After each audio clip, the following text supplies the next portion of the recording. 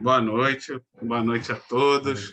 Com muita alegria, muita satisfação, vamos dar início ao nosso mês do Setembro Amarelo, de prevenção ao suicídio. Vamos ter uma sequência de estudos em todas as semanas de setembro, tratando desse assunto. Hoje vai ser a nossa irmã Janete, que vai tratar da primeira história do livro, o nome do livro certinho, para não falar errado. O Martírio dos Suicidas, né? A gente vai estudar algumas histórias desse livro, né? Vão ser selecionadas. Cada semana alguém vai comentar um pouco de uma história. E convido, então, primeiramente, a Janete a fazer a nossa prece de abertura e depois eu vou passar um pequeno videozinho do André Trigueiro, que é um grande conhecido da doutrina espírita e que sempre milita sobre esse assunto, né, em especial no mês de setembro. Vamos lá, então, Janete. Graças a Deus. Então, elevando o nosso pensamento a Jesus, nosso amigo maior, a Deus, nosso Pai. Agradecemos sempre pela unidade. Pedimos a proteção de Jesus, da Falange, que nos ampara nesse trabalho do Zoom, principalmente nesse mês, nessa semana do suicídio, né, de campanha da prevenção contra o suicídio, que a gente possa estar levando, né, a orientação, a luz que a doutrina espírita traz para nós e para todos os irmãos que passam por situações de agonia, de desespero, aqueles que têm seus familiares passando por essa situação, que a nossa presença aqui possa fazer diferença para aqueles que estão necessitando ouvir essa mensagem esclarecedora da doutrina espírita, para que sejam fortalecidos, para que sejam incentivados a vencer as suas questões e a continuar vivos nesta encarnação, como em tantas outras, para chegar a bom termo, né? Para essa evolução que espera todos nós. Sendo assim, Jesus, mais uma vez agradecendo, pedimos permissão para iniciar os trabalhos desta noite, dizendo todos juntos, graças a Deus. Graças a Deus. Graças a Deus. Graças a Então, Deus. vou compartilhar aqui o videozinho, tomara que dê certo. Vai dar.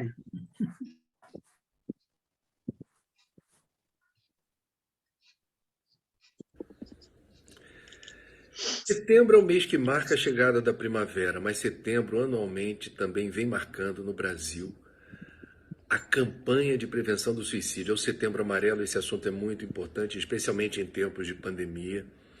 A fragilidade psíquica e emocional pode determinar a ideação suicida. E o suicídio é prevenível, informação pode salvar vidas, a gente precisa ter acesso a essas informações, perceber o momento em que qualquer um de nós pode demandar ajuda especializada. É preciso cobrar das autoridades de saúde programas efetivos, gratuitos, de assistência, especialmente na área da saúde mental. É preciso saber quais são os serviços voluntários que estão à disposição para nos socorrer em momentos difíceis, como é o caso do Centro de Valorização da Vida, o CVV, pelo telefone 188 ou pela internet. Portanto, o que não falta é motivo para a gente dar a devida atenção ao Setembro Amarelo, até porque nada é mais importante, urgente e prioritário do que a vida. Informação salva vidas. Informe-se sobre o que precisa ser de conhecimento público para desarmar bombas relógio que podem precipitar ocorrências trágicas e que são evitáveis.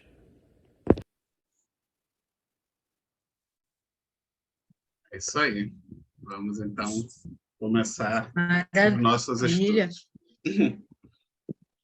É isso, gente. Muito bom, né? Então, estamos aqui fazendo a nossa parte, né, diante dessa campanha de prevenção ao suicídio, que começa nesse mês de setembro, mas a gente sabe que é uma campanha que deve existir todo o tempo, né, durante todo o ano. E a campanha da FEB, né, Prefiro Viver, Suicídio Não. Não é isso, Selma? Selma passou para nós aí essa informação. Importante que a gente esteja engajada, a gente como espíritas, né, a nossa responsabilidade é até maior, muito será dado, muito será cobrado, né, a quem muito é dado.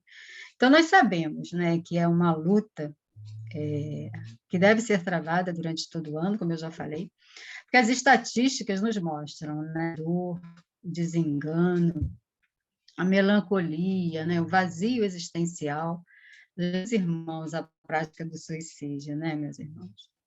Essa tentativa de fuga da dor que se torna assim insustentável, por inúmeros problemas íntimos dos nossos irmãos, né? Problemas esses que não nos cabe julgar, que não devemos menosprezar, mas que sabemos, nós espíritas, não é? Que no âmago dessa questão está esse não conhecimento das leis da vida, né? Que o Espiritismo traz para nós, espíritas e para todo mundo, né? Sabemos que a doutrina espírita é uma filosofia de vida, pois é baseada na moral do Cristo, né? Baseada nas leis, na lei da reencarnação, na lei de causa e efeito, na lei de justiça divina, né? Essa exata compreensão do porquê passamos por esses reveses, tantos reveses, né? Mas nos traz assim essa imensa consolação de dias melhores, né? Dessa lei de evolução que a gente também toma conhecimento, e por isso nos diz que tudo está certo.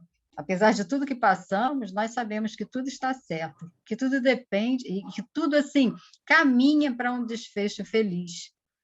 E essa perfeição é a nossa destinação, né? Então, todas essas informações que a doutrina espírita nos dá e que nos consola, e que nos fortalece a cada dia diante dos nossos problemas, nós sabemos que faz toda a diferença para nós, né? E sabemos também que essa evolução, não é isso?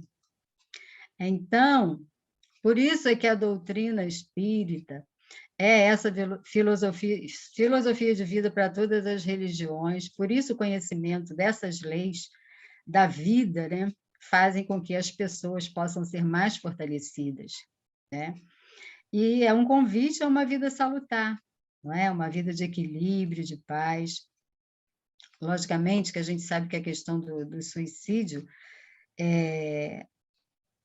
quando acontece, é realmente porque as pessoas desconhecem, né, essas verdades que a doutrina espírita traz para nós, com esse daqueles que se suicidam por problemas psíquicos, né? A gente vê lá na questão 944 do Livro dos Espíritos, quando Kardec pergunta se todo suicídio é voluntário, e ele diz que o louco não se mata, o louco que se mata não sabe o que faz, né? Então a gente tem essas questões psíquicas, né? Que a Selma vai falar para a gente até amanhã na palestra, né, Selma? Então, para a gente começar essa nossa campanha, esse nosso auxílio aí nesse esclarecimento com relação a essa nossa campanha contra o suicídio, né, em favor da vida, foi escolhido foi escrito pelo irmão Almerindo Martins, esse irmão.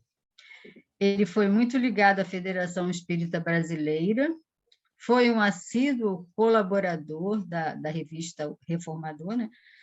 Para quem não conhece, a revista O Reformador é uma revista de divulgação da doutrina espírita, editada mensalmente pela FEB,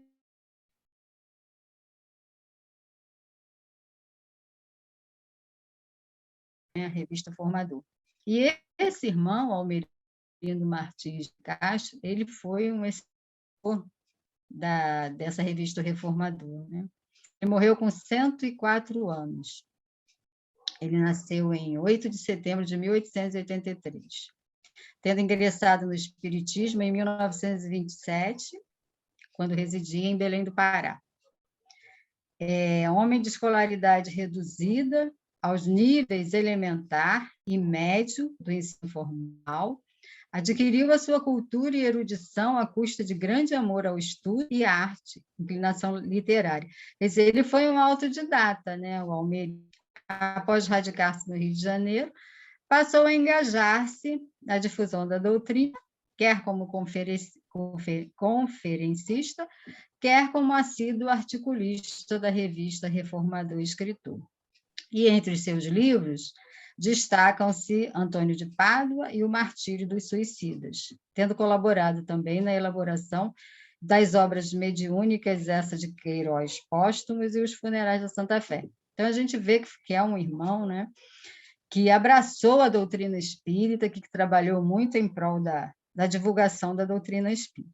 Então, a gente vai comentar um pouquinho a respeito da primeira história, do primeiro caso de suicídio que esse nosso irmão traz nesse livro. Primeiro, ele começa né, as da criatura humana,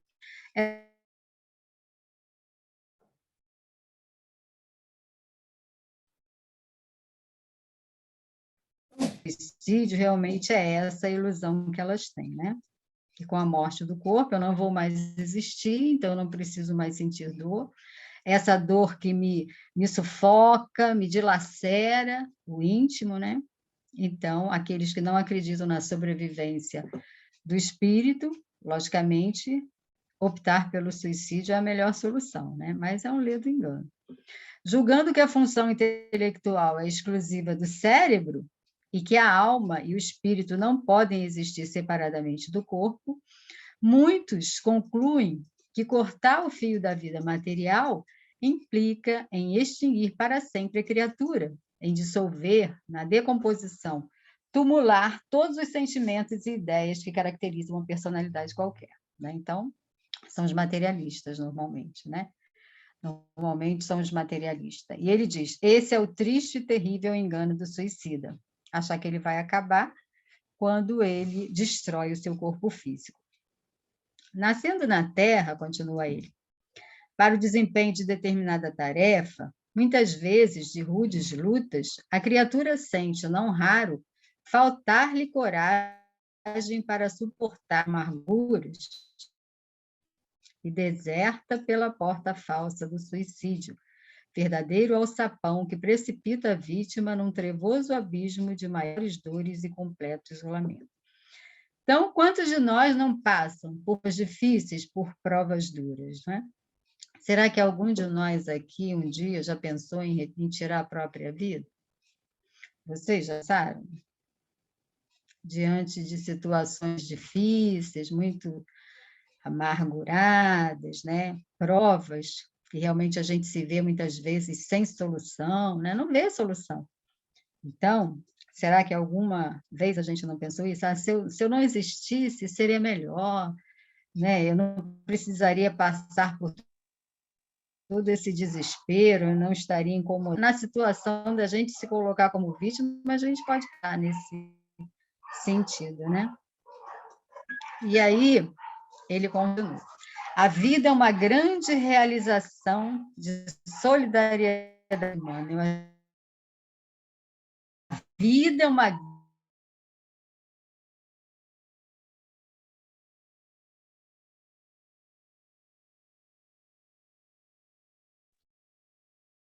Congelou para vocês também? apoio daquelas que estão, muitas vezes, Voltou. Congelou você um Congelei? pouco, aí perdeu o diálogo que você começou.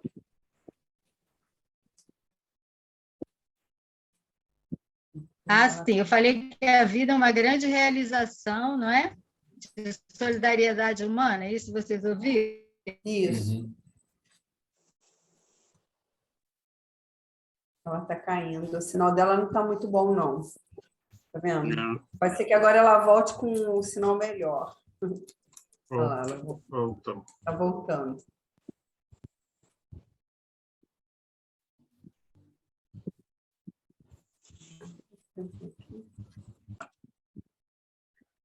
Vamos lá, pode voltar, Janete. Então, vamos lá. Bem, então eu estava naquela frase, né, que ele diz que a vida é uma grande realização de solidariedade humana, e realmente é, né? A gente vive para... A gente não nasce para estar só. É preciso essa troca mútua nossa, né, de afetos, de experiências, de amparo, né? Até a ideia de família que Deus colocou no ser humano, né? A gente pensa até naquela época lá da caverna, né? Até naquela época, quer dizer, já se iniciou aquela questão de se agrupar em família, né? De eles se agruparem ali nas cavernas. Foi realmente uma ideia já incutida por Deus, podemos dizer assim, para que a gente viva nessa condição de troca, de solidariedade, de enriquecimento, de experiências, né? Então, o homem não nasceu para ser só, né? Só no sentido assim, porque às vezes a gente pode parar para pensar assim, mas eu moro sozinha. A questão não é morar sozinha, a questão é a pessoa se sentir sozinha, porque a gente conhece milhares de pessoas que vivem sozinhas, mas que se relacionam, que participam de trabalhos, né, voluntários, que se dão bem com os vizinhos. Ela não é uma pessoa solitária, vamos dizer assim, ela solitária. Então, ela continua nessa questão de trabalhar a solidariedade dela. Congelei de novo? Congelei, não. Não. E, Janete, e a pessoa pode estar num lugar com bastante... convivendo com outras pessoas, Estão me ouvindo? mas ela pode estar sozinha também. Exatamente. Oi. Estamos te ouvindo, Janete. Você não está ouvindo a gente, não?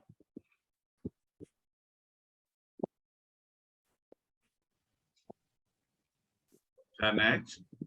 Oi, fala, gente, está me ouvindo? Vamos lá. Falei, João. Eu falei o seguinte, a pessoa pode estar convivendo com outras pessoas, mas ela pode estar sozinha também. Sim, pois é. É essa questão de como ela se sente com relação às relações que ela tem, não é? Pode ser algo realmente de você participar dos grupos por uma obrigatoriedade de profissão, não é? De tarefas que você precise, mas você não está intimamente nessa questão da solidariedade, de se sentir feliz, de se sentir amparada, de dar e receber esse amparo, essa troca de experiências boa, gostosa, né, que a gente tem, para que a gente viva e se sinta bem, feliz nessa troca, né?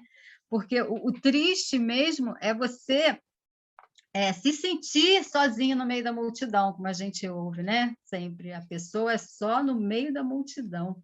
Então, o que ela tem, né? O que ela está passando? Quais são os conflitos dela? Não é? Então, a gente assim tem que estar esperto, tem que perceber essa questão, tanto com relação a nós mesmos, quando a gente começa a querer se isolar, a achar que o mundo não me entende, né? E que eu sou uma pobre infeliz, ou com relação ao outro. Por que um filho se isola tanto? Por que ele fica quietinho ali no canto dele? Por que ele não conversa? Chega da escola e se isola, não é? Já não tem muitos amigos. E isso com relação a pai, mãe, esposa, né? Companheiro, amigos. A gente tem que estar atento a essas questões. É muito importante, não é? Porque foi como o André falou, né? O André Trigueiro, é uma questão assim, ó, de minutos, né, para que a coisa aconteça. Então, a gente precisa estar mais se importando com o outro, olhando mais no olho do outro, para perceber um pedido de socorro, um pedido de agonia, porque às vezes está em agonia, né? Que às vezes a pessoa é tão tímida e tão fechada que ela não consegue extravasar, não é? Essa questão de pedir ajuda. Então, é preciso que a gente perceba para que a gente vá entrando nessa questão de ajuda, né? Alguém quer comentar alguma coisa? Então, vou continuar, tá? Bem, então, o nosso irmão continua falando, né? A semelhança do que ocorre no reino vegetal, onde a cada planta corresponde uma finalidade, assim toda criatura traz a sua tarefa de labor a executar. valendo pelo fruto que a árvore deve produzir. Então, ele compara a gente como uma árvore, né? A árvore é plantada sementinha, e ela, né, tem como função o quê? Qual é o propósito dela? Ela vai crescer, ela vai dar as folhas, as flores e os frutos. Mas pode acontecer que no meio do caminho algo de errado, né, dê e ela morra ainda em tenra idade e ela não consiga atingir o objetivo dela como planta.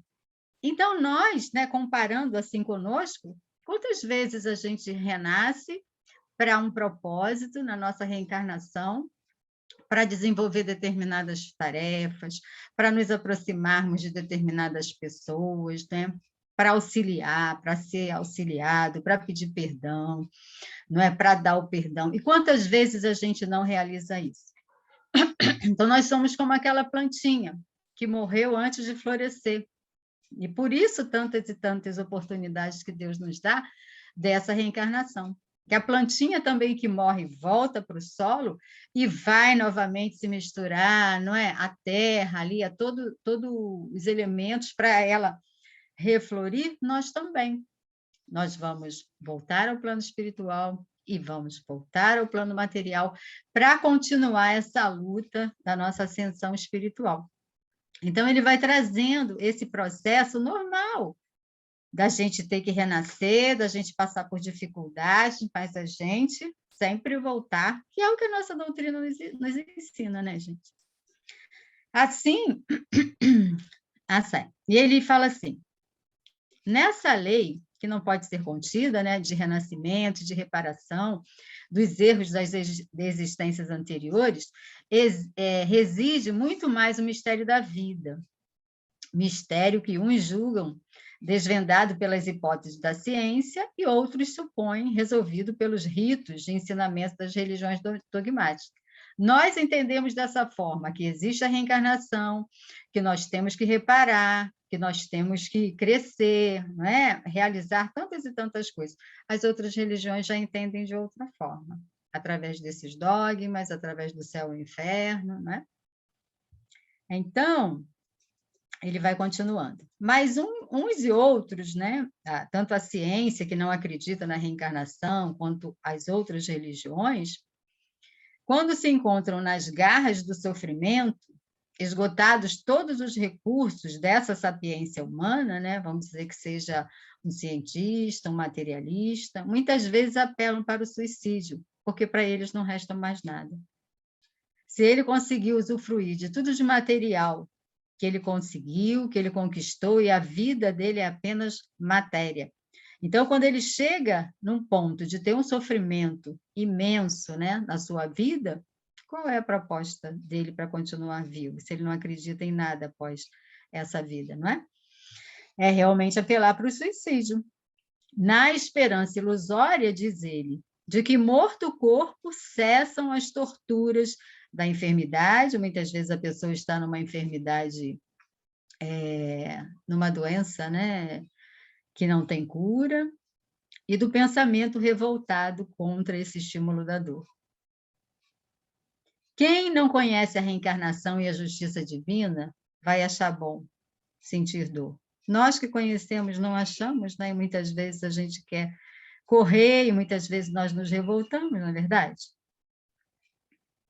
Tão logo, porém, esse sofredor desfecha o golpe contra a própria existência, eis que o espírito, liberto dos liames restritos da carcaça humana, mostra ao infeliz desertor que a vida de cada ser reside, não na carne do corpo perecível, mas num princípio indefinível na linguagem da terra.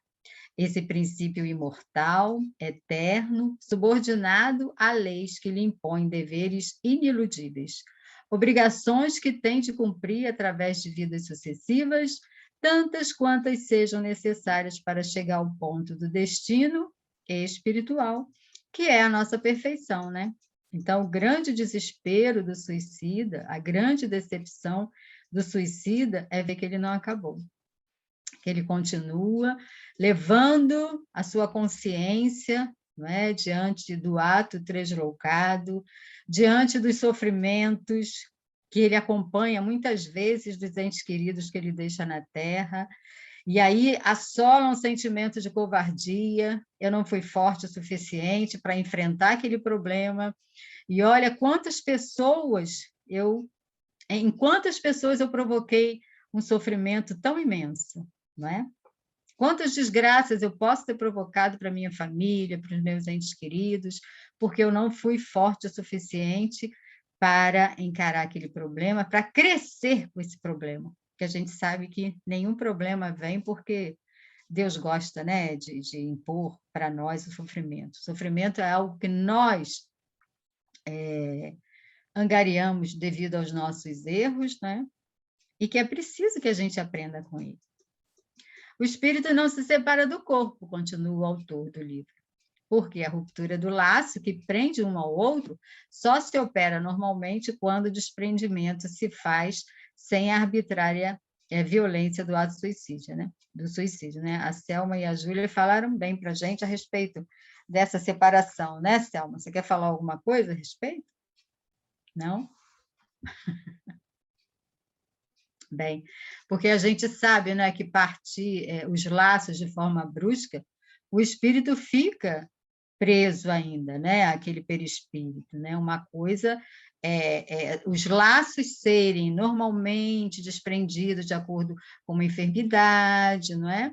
Que ele vai ficando mais fininho, mais leve, como uma vela apagando, que a gente fala, né? Os fluidos vão diminuindo, vão se dissipando, e aí, naturalmente, o perispírito deixa o corpo e a gente retorna ao plano espiritual. Mas, no caso do suicídio, é arrebentar, né? Tipo, arrebentar aquele laço, mas as conexões, né? O fluido vital continua intenso, né? De acordo com a idade do espírito que pratica o suicídio, ele tem muito fluido ainda para viver no corpo carnal. Então, esse fluido, esse tempo, não é isso?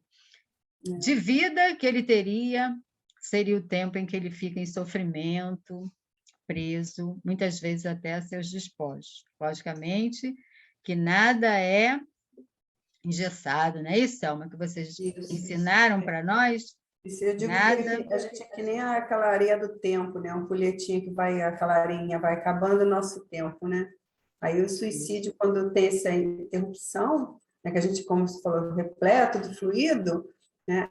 Isso às vezes causa até em casos, né, que eu falei, nada é engessado, tem casos que leva até a loucura do próprio espírito, porque ele fica tão repleto daquele fluido que era para ele estar usando, né, na Terra, Isso. e está ali, né, é uma confusão muito grande que ele sente, uma confusão mental muito grande.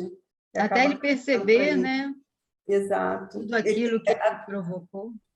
Até para ele ser resgatado, é preciso dissipar um pouco desse fluido antes para ele poder ser resgatado. Para ele perceber, aceitar, vamos dizer assim, né? Ter condições de ser resgatado, né? Porque não tem nem como resgatar uma pessoa que está repleta desse fluido. Não tem que como você falou, estar num estado quase de loucura mesmo, né? É como você tentar conversar com um louco, né? Vamos dizer assim, no nosso mundo aqui material. Ele não vai compreender, não vai ter condições de ser ajudado, né? Então, o suicida, ele pode chegar nessa condição, né? Então, obrigada, Selma.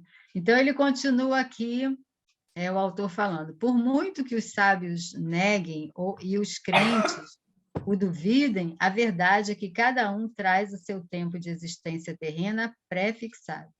E nenhum poder humano pode alterá-lo para mais ou menos. Tanto é que, quando alteram dessa forma, né, como o suicídio, acontece essa trágica consequência. E ele fala aqui, o suicídio detém a trajetória do espírito, fazendo-o parar violentamente no rumo pré-traçado, até que possa retomar a marcha normal da sua trilha, né? É interessante, porque você tinha um projeto de vida, né? Tinha um determinado tempo para você viver aqui na Terra, aí você interrompe. Vamos supor que pela metade você interrompe. Ali parou. Então, você vai ter que resgatar, você vai ter que como que refazer essa caminhada, mas primeiro você tem um resgate pelo suicídio que você praticou, né? Nada pode passar impune, né? Então, você assumiu uma dívida com a lei de Deus através desse suicídio. Você vai ter que reparar, resgatar, para depois você voltar para o ponto em que você estava para continuar a sua evolução.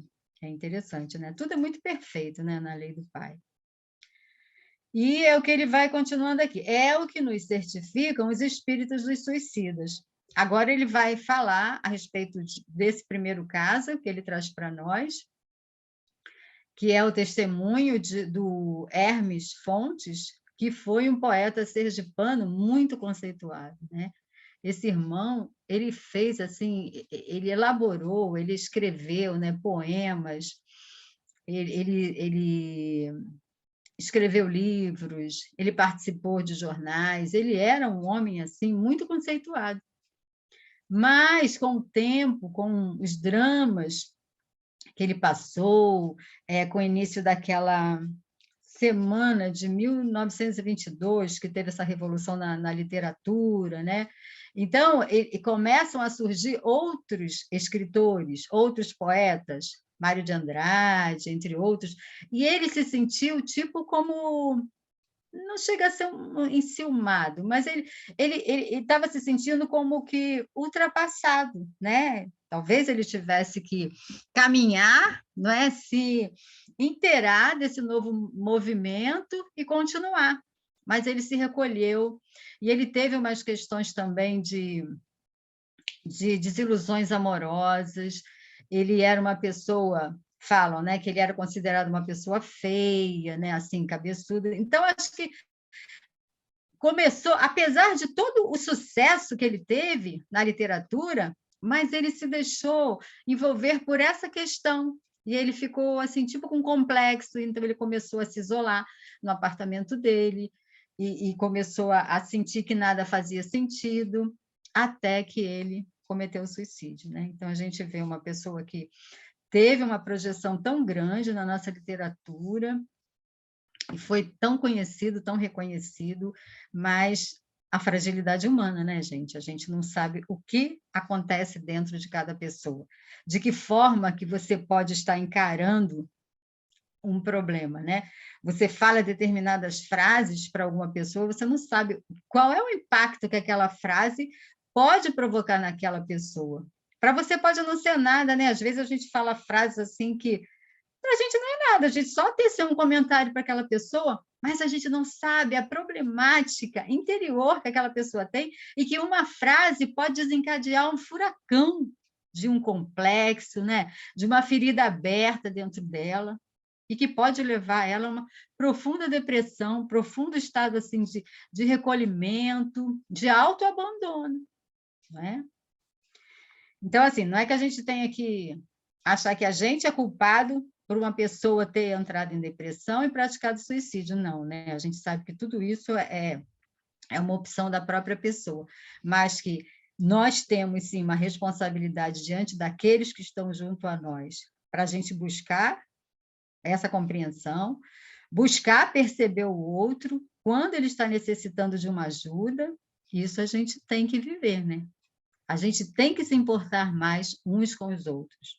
Nessa vida louca que a gente vive, né, de pessoas isoladas com o celular ou com o computador na mão, a gente vê muito com relação aos jovens, a gente tem que tomar cuidado para a gente não se distanciar dentro da nossa própria casa, né? Cada um no cantinho da casa, né? Cada um com seu celular, com seu computador. Então, a gente vai construindo barreiras, muros entre nós, não é? Não é que não devamos usar, lógico que a gente está usando, né? Essas ferramentas maravilhosas, mas a gente não pode se distanciar por conta disso. A gente não pode parar de promover reuniões, diálogos, não é? Uns com os outros, conversar, como é que você está, por que você está assim hoje, vamos conversar, né? Vamos sair, fazer outros tipos de atividade, né? Porque para que as pessoas não se distanciem. Então, vamos voltar para o... Tem tempo ainda para continuar? Tem, né? Bem, então, o Hermes Fontes, que foi um poeta sergipano, né, muito conceituado, cortou o fio da vida neste mundo na ilusória certeza de que o túmulo seria o epílogo das suas desilusões de homem e do poeta, né? Então, ele fala até aqui na linguagem da literatura, né? O epílogo. E aí, ele vai falando, né? Esse espírito, Hermes Fontes, tragou-me a voragem da vida e do desconhecido. Isolei-me demasiadamente da vida, e ao meu recolhimento profundo, fatal, só a dor me acompanhou. Nesse momento em que ele se recolheu, que ele se isolou, era só a dor que ele sentia. Não é? Eles falam que os amigos tentaram se aproximar dele, conversar com ele, chamar ele para a vida de novo, mas ele ficou isolado ali. Né? Quer dizer, ele precisava de um tratamento, né? Precisava de alguém que pudesse levá-lo a um psicólogo, né, Doró? Para que ele pudesse conversar. São os sinais, né, Janete? São os sinais. São sinais que a pessoa dá involuntariamente e as pessoas não percebem. É isso aí, João, entendeu? Porque, vamos para o cinema? Não, eu prefiro ficar aqui sozinho. Aí você convida uma vez, convida a segunda vez, não, a terceira vez, você vai lá, bate na porta dele. Vamos lá, vamos conversar. Não é? Não, não quero. Vamos conversar. Tenta alguma coisa, a gente não pode abandonar a pessoa assim. Não é? Não pode. Não é? Como tem o caso aí numa dessas obras do Chico, em que a pessoa passa, né? Chega na sua casa, passa pelo vizinho, a porta está aberta, ele tem a intuição de ir lá conversar, porque os espíritos também trabalham isso na gente, né? Da gente ser aquele instrumento para auxiliar uma pessoa. Não, amanhã eu vou conversar. Tá. Aí a pessoa foi e se suicidou. E aí, como é que você fica diante disso, né?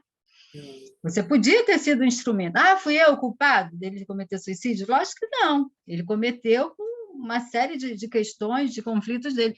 Mas eu poderia ter sido esse instrumento para que ele pudesse conversar, né? Conheço também uma outra pessoa que uma jovem sentada no meio-fio queria conversar e ela, eu estou com um pouco de pressa. E a jovem foi e se suicidou. Né? Então, são coisas assim que a gente tem que pedir a Deus para a gente estar esperto nessa hora. Então, o Hermes Fontes continua aqui. Eu não soube integrar-me nela. Nela quem? Na dor. E tomando vulto os espectros interiores dos meus próprios pesadelos, das minhas íntimas dúvidas, para escapar-me aos seus tentáculos atrozes, sonhei e arquitetei a volúpia do aniquilamento, do suicídio. Então, a gente vê aqui que os pesadelos, toda a agonia, toda a problemática que ele estava passando, criava nele esses espectros, né, esses fantasmas interiores, nas dúvidas dele. Ele estava cheio de dúvidas, ele estava vivendo um drama. Não é? E para escapar todo aquele pesadelo, todos aqueles dramas, aqueles fantasmas que ele estava construindo na cabeça dele, ele não foi forte o suficiente. Então, a gente imagina assim, a pessoa numa tal agonia que é melhor morrer, já que eu não acredito que exista mais nada além dessa vida, e eu estou sofrendo tanto, eu estou me amargurando tanto, tudo está sendo tão difícil para mim, não é? E ele, é o que ele fala aqui, como espírito, né? Depois que ele desencarna. Para ele, a solução era o suicídio, o aniquilamento. E ele continua falando assim: a vida impõe o intercâmbio das emoções. O interior e o exterior devem casar-se, sem que os vultos funestos do desânimo e da morte se apossem da nossa individualidade. Então, a gente vê, ele já está numa condição boa, né? A gente pode dizer assim, porque ele já está dando essa comunicação para a gente, né? Ele está em condições de passar essa orientação para aqueles que estão pensando em se matar. Então, ele fala, a vida impõe o intercâmbio dessas emoções, interior e exterior.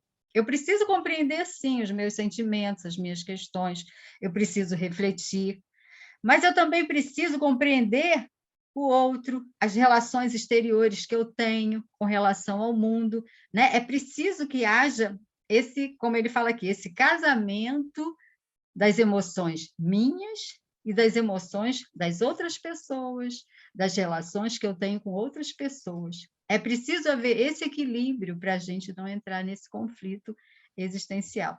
Tá certo, Dorô?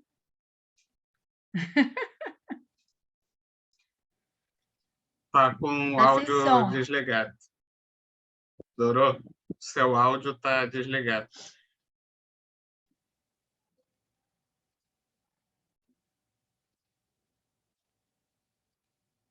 Não podemos esquecer também da atuação espiritual negativa em cima da pessoa, né? Porque Sim. ela já tem esse conflito dentro dela. E a gente sabe que os espíritos trevosos, né, eles estão ávidos, né, para se aproximar e fomentar, né? Então, junto com o trabalho psicológico, emocional, acho que cabe perfeitamente também um trabalho, mesmo que a pessoa não saiba, de desobsessão dela, mesmo à distância, porque hoje existem esses trabalhos, né, à distância. Perfeito. De desobsessão, que ajudam muito. Eu lá na casa de Bezerra, de vez em quando, acompanho certas situações que nós temos os adolescentes, né, e os pré-adolescentes, que hoje estão em ebulição, né? Eles estão em ebulição por causa de uma série de ativações, e a mídia, e a internet, uma série de coisas. Então, muitas vezes, eles têm ideias suicidas, né? E a gente fica muito atento a isso quando sente que algum jovem está entrando num processinho parecido, a gente já bota logo no trabalho de Na desobsessão, é isso aí. Exatamente. Muito bem. Desobsessão, faz a distância, a pessoa nem percebe que ela está no trabalho, verdade, mas ela é ativada e afasta as companhias espirituais ruins que estão ali fomentando essas ideias, né? Que são levadas, na terapia, né? põe na psicoterapia, isso é fundamental, mas também o trabalho espiritual. Porque nós carregamos inimigos de outras vidas, né? Eles vêm ao nosso encontro durante a nossa encarnação. E eles estão muitas vezes se matar para eles fazerem, né, um churrasquinho exatamente. da gente, Muitas né? vezes é isso que eles querem, né? Que a gente tire a própria vida. Exatamente. Para que eles se apossem, né? Se apossem da gente, né? Da gente, é verdade. E é como a gente estava conversando ontem, né? Na educação mediúnica, a questão da fotografia do pensamento, né? Que a gente conversou do que a gente pensa, o que fica gravado, né? A imagem que fica no nosso perispírito, e os irmãozinhos inferiores que estão ao nosso lado ali só vão querer incentivar aquele ato, né? Você pensou, quer fazer, então aqueles que querem que você cometa vão ali incentivar, né? A gente comentou isso ontem. Então, continuando aqui, ele fala que é na integração do homem na vida que reside a felicidade. Olha só que coisa bonita, né? Esse poeta suicida que já está numa condição melhor no plano espiritual e vem, né, através desse autor aqui do livro, mostrar para a gente que é na integração do homem na vida que reside a felicidade, que é isso que a gente aprende na doutrina, não é? Que é essa integração, esse trabalho, né? Essa luta do dia a dia, é no trabalho profissional, é na relação da família, com os amigos, com os vizinhos, no centro espírita, né? Fazendo o nosso trabalho voluntário. É assim que a gente se sente feliz, porque a gente se sente feliz quando a gente é útil, né? Ficar nesse marasmo dentro de casa, né? Cada vez mais a gente vai ficando mais triste, mais pesaroso. Então, a gente tem assim, se eu estou com um problema, eu vou fazer a caridade.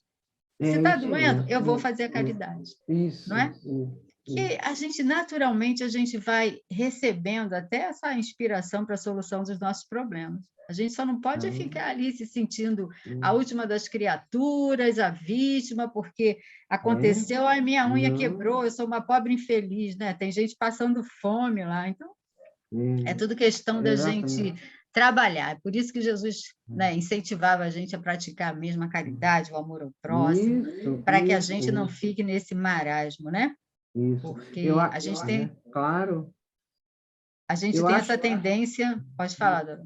Eu acho que a doutrina espírita fomenta muito, no bom sentido, a saúde mental, Sim. porque ela mostra que a sua infelicidade é resultado de você, não bata a culpa no pai, na mãe, no marido, em ninguém, é você que você pode fazer essa transformação, começar a lidar com você de outra maneira, né? Eu acho que ela é um excelente preventivo contra antídoto a e o suicídio, loucura, né? a doença mental, o suicídio. É A doutrina verdade. espírita é sensacional. E ainda trabalha também com as desobsessões, né, Não é? dos inimigos da luz, É né? verdade. Então, Levando amor para eles, né, Doro? Parando esses irmãos sim, ainda claro, desorientados, alucinados, eles equivocados, precisa. precisam, né? A beleza do espiritismo, eu vejo É, também por esse lado, da gente acolher os irmãos, não é, que estão ainda com tanto ódio no coração, mas a gente doando amor, compreendendo eles, porque, né, isso vai passar, isso vai ser dissipado, é só um processo que eles estão passando, como nós temos as nossas raivinhas, nossos ódios, então quem é a gente para julgar aquele ódio do obsessor que quer matar uma outra pessoa, levar a pessoa ao suicídio? Então, a gente acolhe com amor, a gente dá amor, não é? Porque é assim que a gente vai tocando os corações, né? E E o... eu acho Pode que falar. também a doutrina espírita previne muito a absorção também da negatividade do outro. Por exemplo, eu noto na minha profissão, eu tenho conhecimento de duas pessoas muito ligadas a mim, psicólogos, mais jovens um pouco do que eu, mas que circularam comigo na faculdade.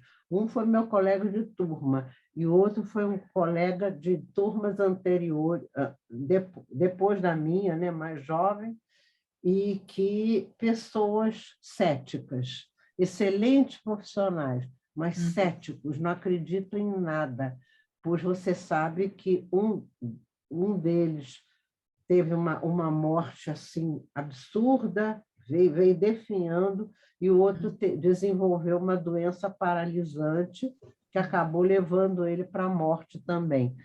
E qual foi a percepção que nós tivemos, nós psicólogos espíritas, né? Nós percebemos que são pessoas que, pela falta de uma conexão com o divino, com o superior, né? Com o amor do Cristo, enfim, elas absorvem as energias negativas dos próprios pacientes e absorvidas, eles acabam doentes, entendeu? Muito triste, né? Muito É triste. muito triste. Eu noto que o psicólogo que tem não precisa ser só espírita, não. O espírita tem uma visão mais profunda, mas o católico, aquele que tem uma conexão maior com o divino, né?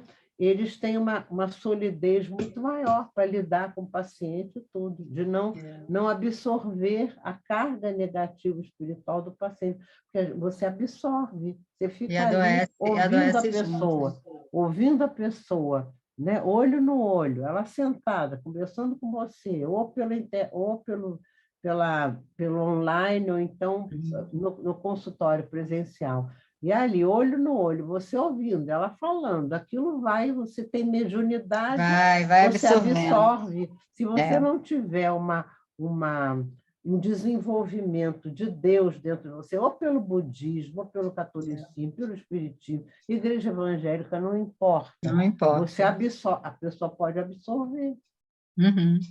Entendeu? Porque essa conexão, como você está falando com Deus, né, com a divindade, ela te traz o equilíbrio, né? O equilíbrio necessário para você saber lidar, e através da oração você também vai sendo ajudado, e aquelas energias negativas vão sendo dissipadas. Exatamente. É muito importante, é verdade. E a própria postura que a pessoa tem diante da vida e do seu próprio paciente, embora a gente não esteja ali fazendo nenhum tipo de propaganda de nenhuma religião, mas a sua postura humana, amorosa, ligada com Deus, isso fortalece os seus mentores, seu trabalho, mesmo que você não seja espírita, e ele é ajudado. Eu noto isso nos médicos também. Esses médicos que são médicos por amor, por amor mesmo. Às vezes não são nem tão ligados em religião, mas eles, os próprios mentores deles protegem eles contra Sim, essa sim. invasão também espiritual que negativa que o paciente traz. O paciente chega lá desesperado, cheio de cargas ruins, e eu sinto nesses médicos uma força muito grande. Inclusive, eu tenho um cardiologista que eu frequento há 14 anos, que é médico por amor, mas por amor mesmo, e ele é muito interessante porque ele é evangélico. Então, eu não posso falar espiritismo com ele, porque ele fica arrepiado. Mas por que eu continuei com ele? Porque ele tem uma intuição. Então, a gente sente que os mentores dele... Ele é médio mesmo sem acreditar. Isso. Então, eu tenho meus balancinhos cardíacos, aí ele diz assim, mas você está se sentindo bem, né? Você está bem? Eu digo, estou ótima. Então, vai, não vou mexer na sua medicação, não. Vai embora. Tá vendo? Eu vou e fico bem, é impressionante. Então, eu As pessoas continuo com ele. naturalmente, né? Eu continuo, não falo de espiritismo, não falo de religião, Não tem ele não está necessidade. ali para eu falar disso. Quando E a é conexão espírita, é o bem, né, Doró? exatamente. A conexão com o Exatamente. bem, a E não quero bondade, outro... né?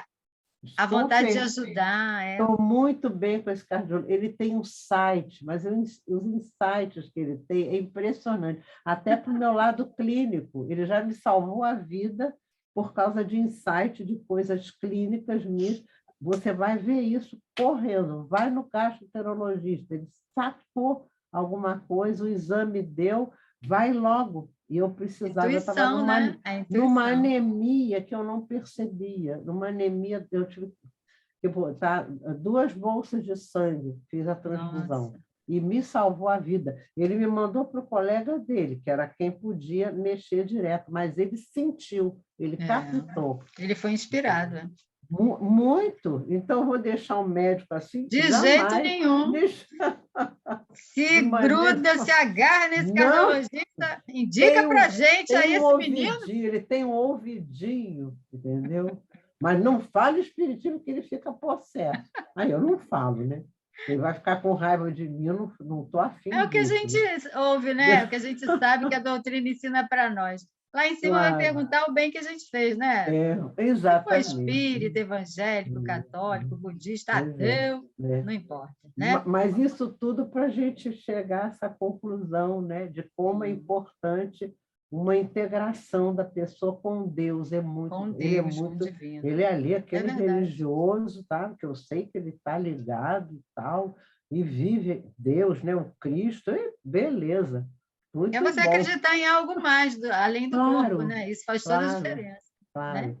Agora, eu não posso falar com ele nos efeitos cardiológicos da minha mediunidade. Isso aí ele não vai conversar.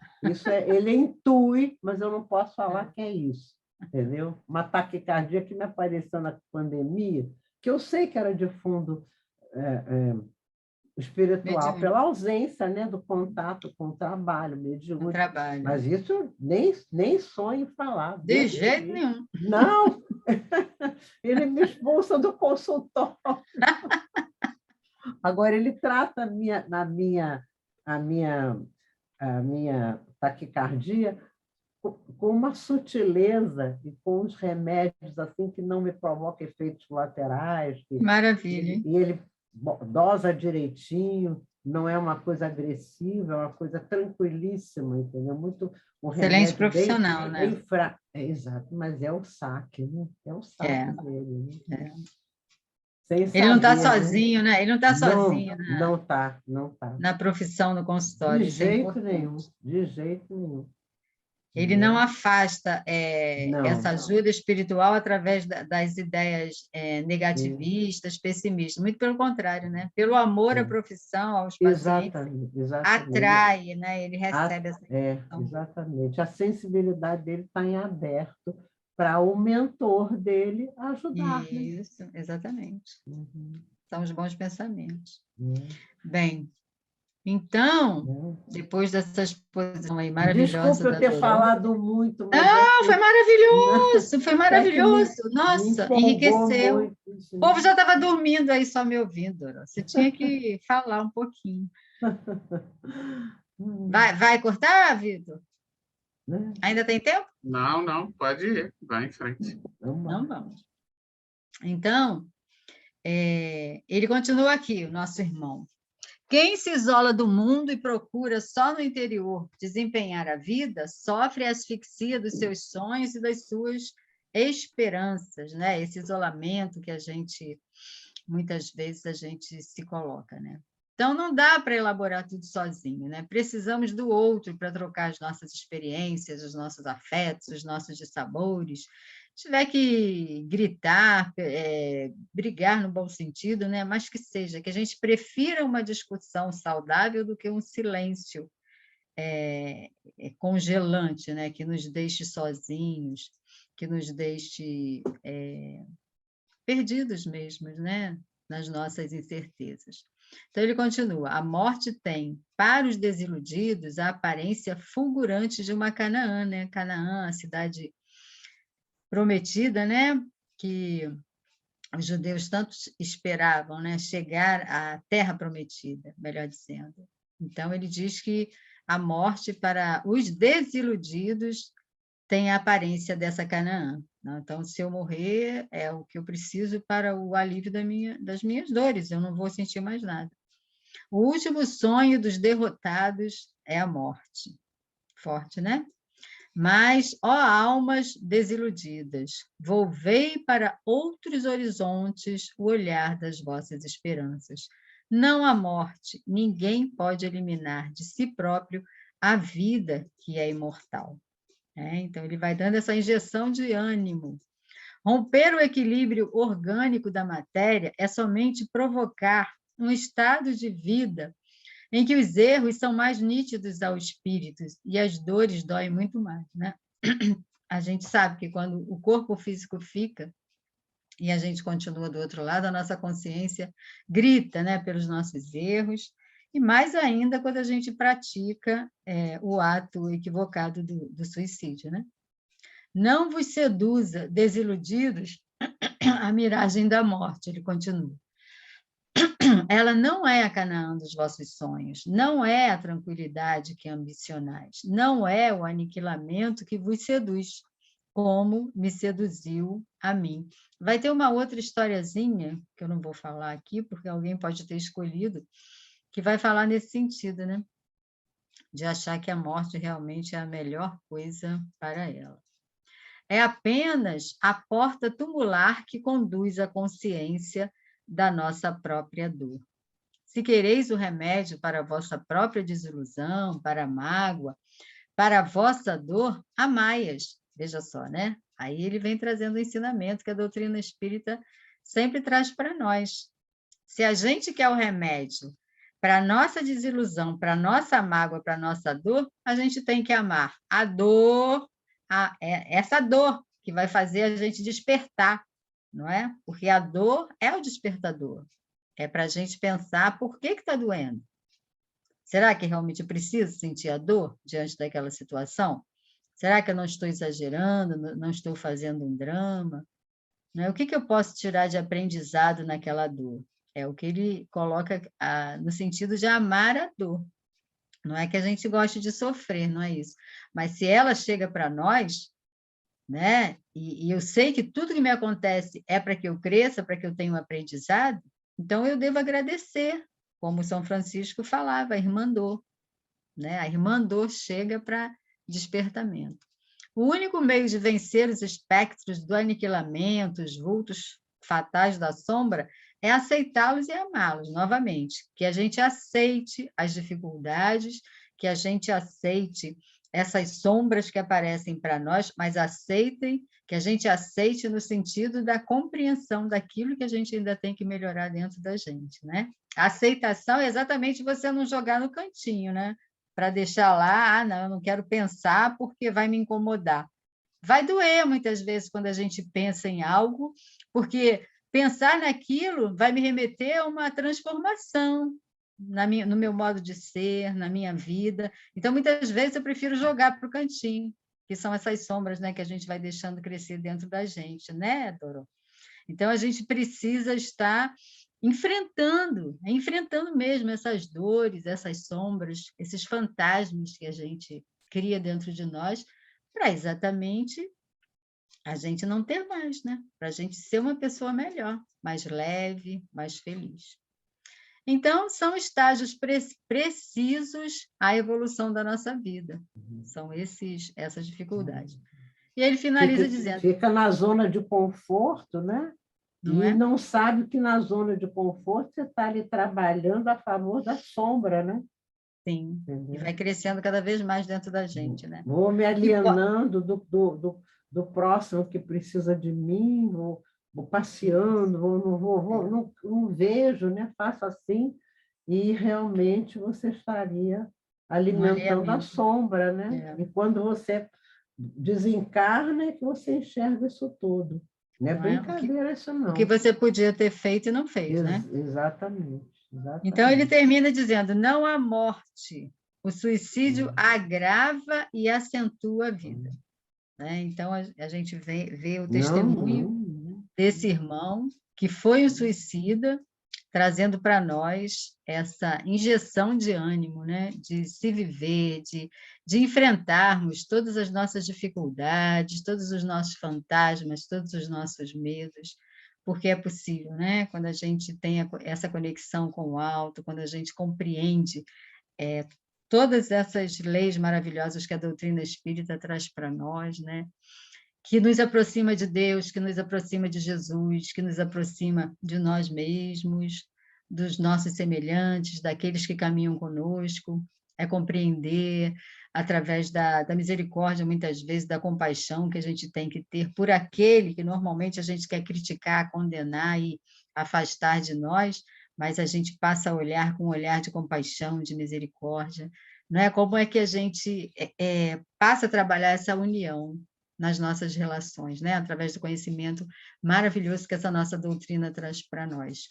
Então, assim, para esse primeiro encontro, a gente convida, né, a todos aqueles que irão, né, nos assistir, para que verdadeiramente a gente possa ter acesso àqueles que não têm a esse conhecimento da doutrina espírita, trazendo novamente a informação de que o espiritismo é uma filosofia de vida, uma ciência, né? É uma religião que a gente abraçou também, mas no sentido de filosofia de vida, toda e qualquer religião pode estar tendo acesso a esses conhecimentos para alargar os seus conceitos, né, as suas convicções da vida, e como a vida fica mais feliz, como a vida fica mais simples, né? Como uma vida fica mais intensa, quando a gente compreende todos esses ensinamentos da doutrina espírita, e a gente vai passar, sim, a se aproximar do outro, a se importar mais com o outro, e a auxiliar aquele irmão ou a nós mesmos, que possamos estar adentrando num processo de depressão, de isolamento, né? Então, é a favor da vida que a gente está aqui, e é isso. Quem quiser acrescentar alguma coisa a mais, eu agradeço a oportunidade. Observar também, né, o outro, né, Janete? A gente não ficar só pensando, olhando só para nós, quando poder prestar atenção como é que está o outro. Até a própria família, a gente tem alguém com problema, né?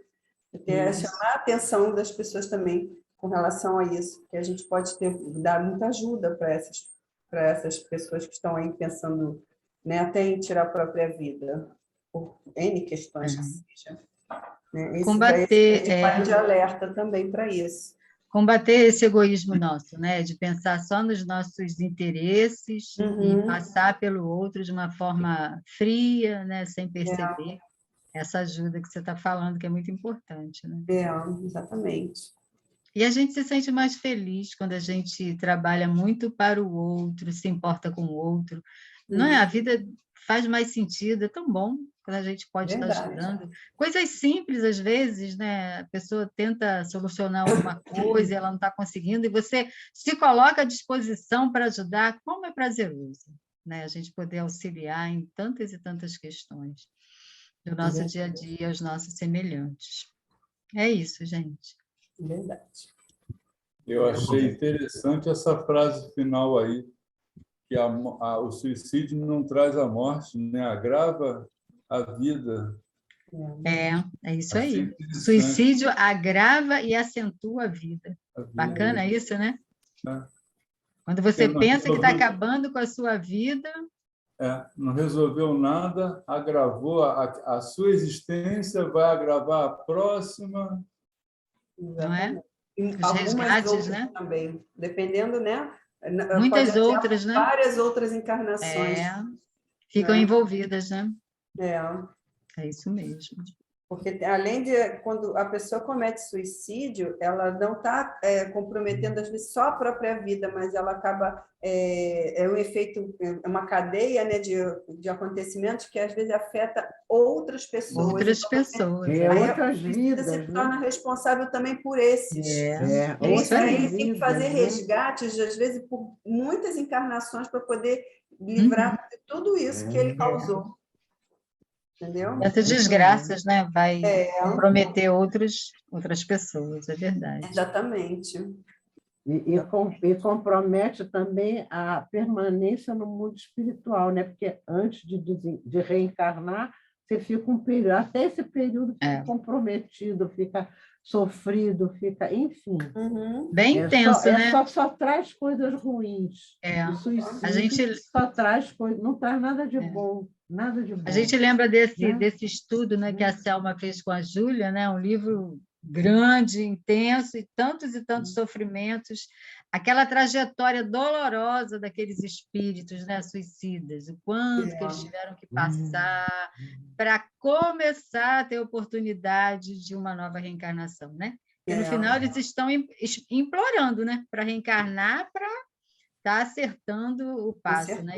Exatamente, se corrigir. É muita dor, realmente. Mas a gente vai ver no decorrer das semanas aí, né, os outros casos. Vários casos, outros exemplos para que a gente se esclareça e os nossos irmãos também. Isso mesmo. Isso aí. Bem, quero agradecer muito a Janete, que foi a nossa primeira, né, que deu o pontapé inicial para esse estudo tão importante, para que a gente possa compartilhar com os nossos amigos, parentes, porque como a gente aprendeu nessa história de hoje, nunca se sabe, às vezes alguém que a gente nem imagina pode estar passando por esse momento de solidão, de sofrimento, e de repente, ao ver esse estudo de hoje, vai ter um lampejo, né? Uma ideia para pedir essa ajuda. Vai, sim. Vai observar mais, né? Vou até compartilhar aqui na tela muito importante. O telefone do CVV, né? Muito bom, isso aí. Todo mundo que esteja assistindo agora, que vai compartilhar esse vídeo, que vai assistir depois. É importante, é verdade. Esteja passando por essa dor, saiba que o CVV é gratuito, né? Totalmente sigiloso, e você pode telefonar e vai ter alguém com treinamento adequado para saber ouvir, saber tratar dos assuntos da forma correta para você poder compartilhar um pouco da sua dor, do seu sofrimento. E certamente essa pessoa do CVV vai ajudar você a buscar uma ajuda psicológica, algo a mais, dependendo, né, do que você precise. E vamos ter essa fé, né? A fé na vida futura, a certeza de que o suicídio nunca vai ser a melhor opção, pelo simples fato de que a vida não acaba. Então, se o seu objetivo é se livrar de um problema, é achar que ele não vai acabar. A vida continua, nós somos seres imortais, né?